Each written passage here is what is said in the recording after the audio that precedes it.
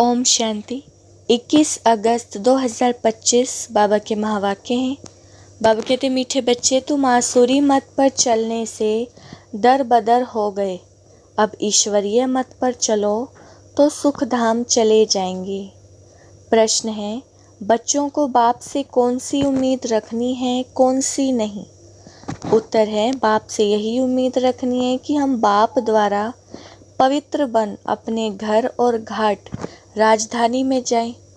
बाबा कहते हैं, बच्चे, मेरे में ये उम्मीद नहीं रखो कि फलाना बीमार है, आशीर्वाद मिले। यहाँ कृपा या आशीर्वाद की बात ही नहीं है। मैं तो आया हूँ तुम बच्चों को पतित से पावन बनाने। अब मैं तुमको ऐसे कर्म सिखलाता हूँ जो विकर्म ना बने। गीत है, आज नहीं तो कल बिखरेंगे यह बादल। ओम शांति। रूहानी बच्चों ने गीत सुना। बच्चे जानते हैं अब घर चलना है, बाप आए हैं लेने के लिए। यह याद भी तब रहेगी जब आत्म अभिमानी होंगे। देह अभिमान में होंगे तो याद भी नहीं रहेगी। बच्चे जानते हैं बाबा मुसाफिर होकर आया है, तुम भी मुसाफिर होकर आए थे। अब अपने घर को भूल गए हो, फिर बाप ने घर याद दिलाया है और रोज़ नए नए समझाते हैं। जब तक सतो प्रधान नहीं बने तो चल ही नहीं सकेंगे। बच्चे समझते हैं बाबा तो ठीक कहते हैं। बाप भी बच्चों को जो श्रीमत देते हैं तो सपूत बच्चे उस पर चल पड़ते हैं। इस समय और तो कोई ऐसा बाप नहीं जो अच्छी मत दे, इसीलिए दर बदर हो पड़े हैं। श्रीमत देने वाला एक ही बाप है, उस मत पर भी कोई बच्चे नहीं चलते। वंडर है, लौकिक बाप की मत पर चल पड़ते हैं, वह आसुरी मत है।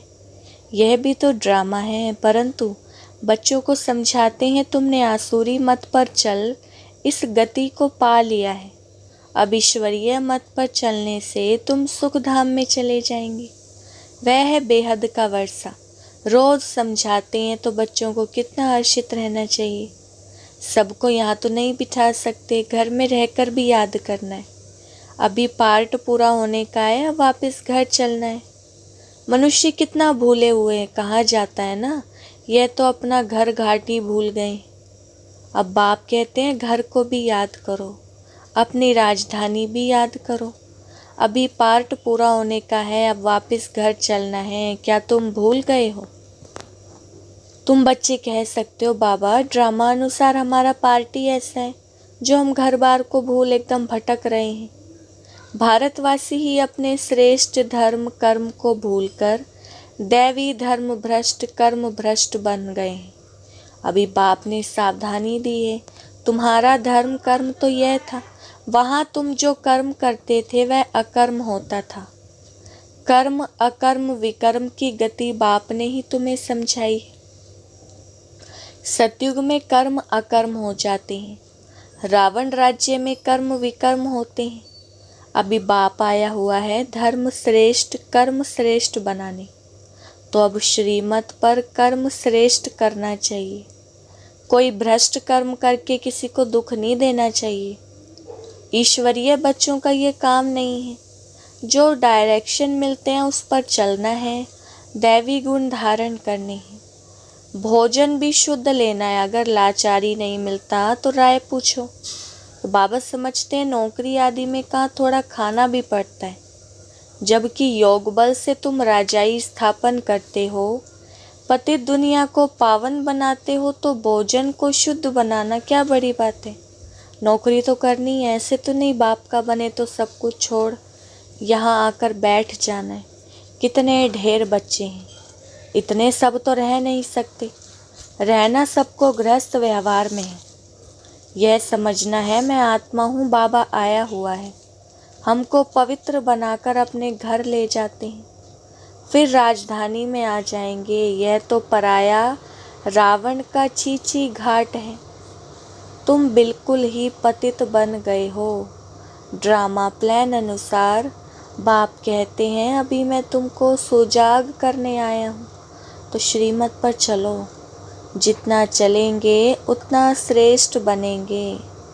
अभी तुम समझते हो हम बाप को जो स्वर्ग का मालिक बनाते हैं उनको भूल गए। अब बाबा सुधारने आए हैं तो अच्छी रीति सुधरना चाहिए ना, खुशी में आना चाहिए। बेहद का बाप मिला है, बच्चों से बात ऐसे करते हैं जैसे तुम आत्माएं आपस में करती हो। है तो वह भी आत्मा, परमात्मा है, उनका भी पार्ट है। तुम आत्माएं पार्टधारी हो, ऊंचते ऊंच से लेकर नीचते नीच का पार्ट है। भक्ति मार्ग में मनुष्य गाते हैं ईश्वर ही सब कुछ करते हैं। बाप कहते हैं मेरा पार्ट ही ऐसा थोड़ी है जो बीमार को अच्छा कर दूं। हमारा पार्ट है रास्ता बताना कि तुम पवित्र कैसे बनो। पवित्र बनने से ही तुम घर में भी जा सकेंगे, राजधानी में भी जा सकेंगे। और कोई उम्मीद मत रखो फलाना बीमार है आशीर्वाद मिले, नहीं। आशीर्वाद कृपा आदि की बात मेरे पास कुछ भी नहीं। उसके लिए साधु संत आदि के पास जाओ। तुम हमको बुलाते हो कि हे पतित पावन आओ, आकर हमको पावन बनाओ, पावन दुनिया में ले चलो। तो बाप पूछते हैं मैं तुमको विषय सागर से निकाल पार ले जाता हूँ, तुम फिर विषय सागर में क्यों फंस जाते हो। भक्ति मार्ग में तुम्हारा यह हाल हुआ है। ज्ञान भक्ति तुम्हारे लिए है। सन्यासी लोग भी कहते हैं ज्ञान भक्ति और वैराग्य, परंतु उनका अर्थ वे नहीं समझते। अब तुम्हारी बुद्धि में है ज्ञान भक्ति, बाद में वैराग्य, तो बेहद का वैराग्य सिखलाने वाला चाहिए।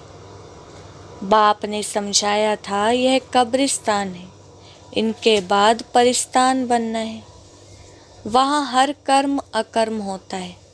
अभी बाबा तुमको ऐसे कर्म सिखलाते हैं जो कोई भी विकर्म ना बने, किसी को भी दुख ना दो, पतित का अन्न मत खाओ, विकार में मत जाओ। अबलाओं पर अत्याचार ही इस पर होते हैं, देखते रहते हो माया के विघ्न कैसे पड़ते हैं।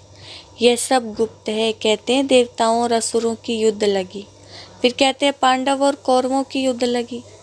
अब लड़ाई तो एक ही है। बाप समझाते हैं मैं तुमको राजयोग सिखला रहा हूँ। भविष्य 21 जन्मों के लिए यह मृत्यु लोक है। मनुष्य सत्य नारायण की कथा सुनते आए हैं, फायदा कुछ नहीं। अभी तुम सच्ची गीता सुनाते हो, रामायण भी तुम सच्ची सुनाते हो। एक राम सीता की बात नहीं थी, इस समय तो सारी दुनिया लंका है। चारों ओर पानी है ना, यह बेहद की लंका जिसमें रावण का राज्य है। एक बाप है ब्राइड ग्रूम, बाकी सब हैं ब्राइड्स।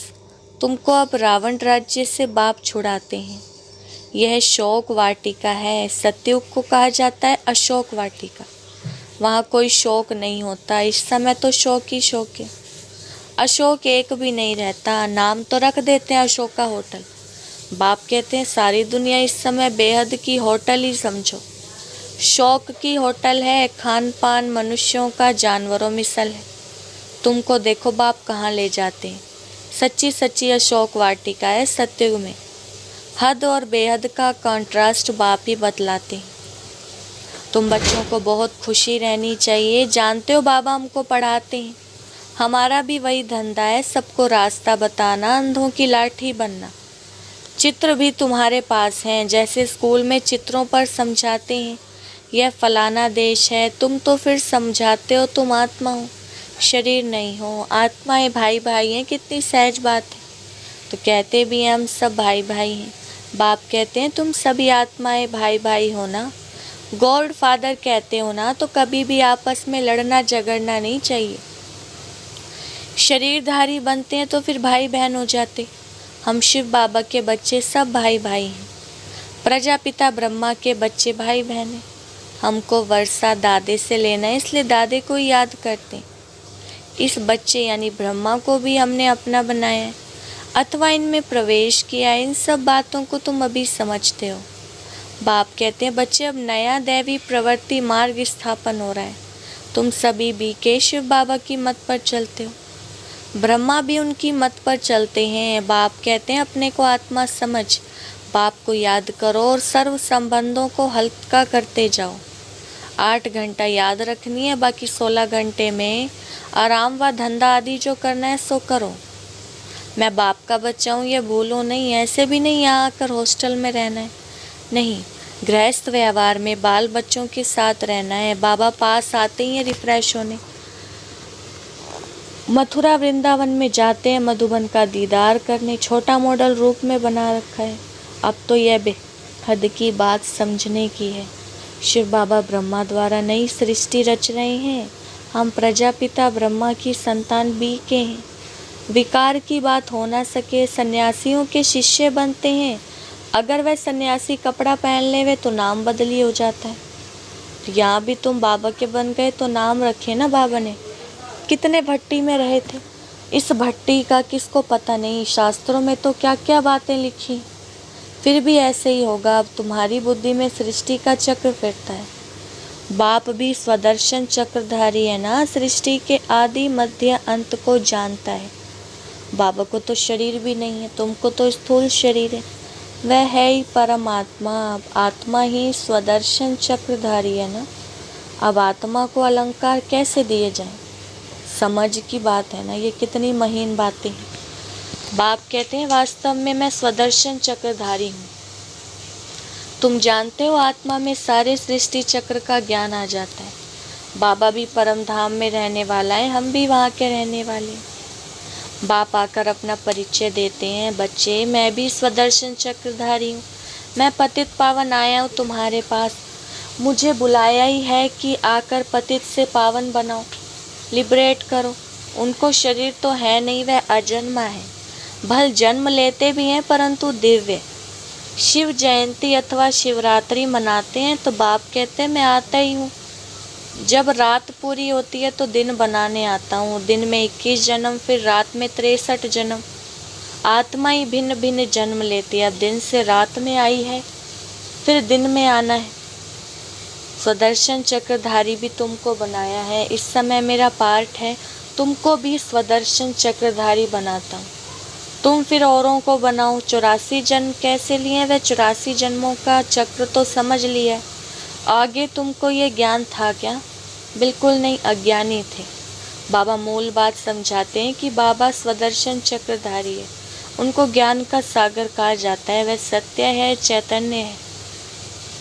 तुम बच्चों को वर्षा दे रहे हैं। बाबा बच्चों को समझाते हैं आपस में लड़ो झगड़ो मत, लून पानी मत बनो, सदैव हर्षित रहना और सबको बाप का परिचय देना है। बाप को ही सब भूले हुए हैं। अब बाप कहते हैं माम एकम याद करो। निराकार भगवानुवाच, निराकारी आत्माओं प्रति। असल तुम निराकार हो फिर साकारी बनते हो। साकार बिगड़ तो आत्मा कुछ भी नहीं कर सकती। आत्मा शरीर से निकल जाती तो चूरपुर भी नहीं हो सकती। आत्मा फौरन जाकर दूसरे शरीर में अपना पार्ट बजाती है। इन बातों को अच्छी रीति समझो, अंदर घोटते रहो। हम आत्मा बाबा से वर्षा लेते हैं। वर्षा मिलता है सत्युग का। जरूर बाप ने ही भारत को वर्षा दिया होगा। कब वर्षा दिया, फिर कुछ क्या हुआ, कुछ नहीं जानते। यह मनुष्यों को कुछ भी पता नहीं। अभी बाप सब बताते हैं। तुम बच्चों को ही स्वदर्शन चक्रधारी बनाया, फिर तुमने 84 जन्म भोगे, अब फिर मैं आया हूँ। कितना सहज समझाते रहते हैं। बाप को याद करो और मीठे बनो। एम ऑब्जेक्ट सामने खड़ी है। बाप वकीलों का वकील है, सब झगड़ों से छुड़ा देते हैं। तुम बच्चों को आंतरिक खुशी बहुत होनी चाहिए। हम बाबा के बच्चे बने हैं। बाप ने हमको एडॉप्ट किया है वर्षा देने। यहाँ तुम आते ही हो वर्षा लेने। बाप कहते हैं बाल बच्चे आदि देखते हुए बुद्धि बाप और राजधानी की तरफ रहे। पढ़ाई कितनी सहज है। बाप जो तुमको विश्व का मालिक बनाते हैं उनको तुम भूल जाते हो। पहले अपने को आत्मा जरूर समझो। यह ज्ञान बाप संगम पर ही देते हैं, क्योंकि संगम पर ही तुमको पतित से पावन होना है। अच्छा, मीठे मीठे रूहानी ब्रह्मा मुख वंशावली ब्राह्मण कुलभूषण, यह देवताओं से भी ऊंच कुल है। तुम भारत की बहुत ऊंच सेवा करते हो। अभी फिर तुम पूज्य बन जाएंगे। अब पुजारी को पूज्य कोड़ी से हीरे जैसा बना रहे हैं। ऐसे रूहानी बच्चों प्रति माता पिता बाप दादा का याद प्यार और गुड मॉर्निंग। रूहानी बाप की रूहानी बच्चों को नमस्ते। हम रूहानी बच्चों की रूहानी बाप दादा को नमस्ते नमस्ते, गुड मॉर्निंग। धारणा के लिए मुख्य सार पहला पॉइंट है, श्रीमत पर अब हर श्रेष्ठ कर्म करना है, किसी को भी दुख नहीं देना है, दैवी गुण धारण करने, बाप के डायरेक्शन पर ही चलना है। दूसरा, सदैव हर्षित रहने के लिए स्वदर्शन चक्रधारी बनना है, कभी लून पानी नहीं होना है, सबको बाप का परिचय देना है, बहुत बहुत मीठा बनना है। बाबा ने वरदान दिया, मान मांगने के बजाय सबको मान देने वाले सदा निष्काम योगी भव। विस्तार आपको कोई मान दे, माने व ना माने, लेकिन आप उसको मीठा भाई मीठी बहन मानते हुए सदा स्वमान में रहे, स्नेही दृष्टि से, स्नेह की वृत्ति से आत्मिक मान देते चलो। यह मान देवे तो मैं मान दूं, यह भी रॉयल भिखारीपन है। इसमें निष्काम योगी बनो, रूहानी स्नेह की वर्षा से दुश्मन को भी दोस्त बना दो। आपके सामने कोई पत्थर भी फेंके तो भी आप उसे रत्न दो, क्योंकि आप रत्नागर बाप के बच्चे हो। स्लोगन, विश्व का नव निर्माण करने के लिए 2 शब्द याद रखो, निमित्त और निर्माण। अव्यक्त इशारे सहज योगी बनना है तो परमात्म प्यार के अनुभवी बनो। सेवा में सफलता का मुख्य साधन है त्याग और तपस्या। ऐसे त्यागी और तपस्वी अर्थात सदा बाप की लगन में लवलीन, प्रेम के सागर में समाये हुए, ज्ञान आनंद सुख शांति के सागर में समाये हुए कोई कहेंगे तपस्वी। ऐसी त्याग तपस्या वाले ही सच्चे सेवाधारी हैं। अच्छा, ओम शांति।